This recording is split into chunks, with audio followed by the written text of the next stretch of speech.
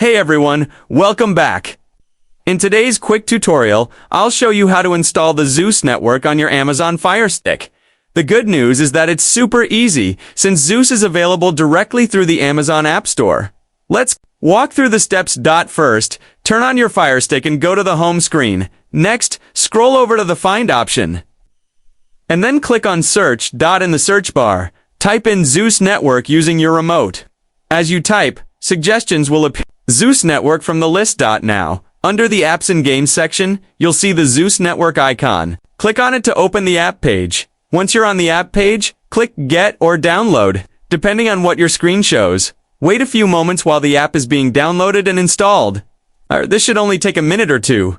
Once installation, it's complete. You can either click Open right away or press the menu button on your remote to open it later from your apps list. And that's it. The Zeus Network app is now installed on your Fire Stick and ready to use. You can log in with your credentials and start watching your favorite content. If this tutorial helped you out, don't forget to like, subscribe, and hit the bell icon for more simple streaming tips and how-tos. Thanks for watching.